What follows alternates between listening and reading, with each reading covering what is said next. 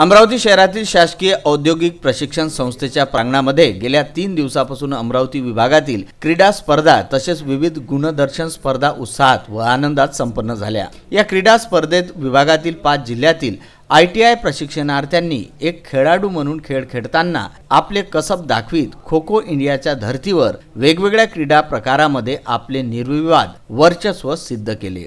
ग्रामीण भागातील खेळाडूंनी नेत्रदीपक कामगिरी बजावित तसेच वैयक्तिक पातळीवर अनेक पारितोषिके पटकाविली आहे।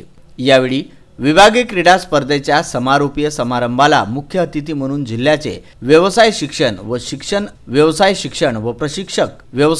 व प्रशिक्षण अधिकारी KS विसाळे, सहाय्यक संचालक नरेंद्र येते, अनिल रेड्डीवार, संस्थेच्या प्राचार्य मंगला देशमुख, यवतमाळचे प्राचार्य सीडाम, बुलढाण्याचे प्राचार्य पवार, उपप्राचार्य कुंभरे, चुटेल, ऋषी पेवरचे संचालक संजय बोराडे आदी मान्यवर उपस्थित होते। प्रमुख पाहुण्यांच्या हस्ते यामध्ये विजयी खेळाडूंना मान्यवरांच्या हस्ते पारितोषिक देण्यात आले। विदर्भ न्यूज करिता उत्तम ब्राह्मणवाडे।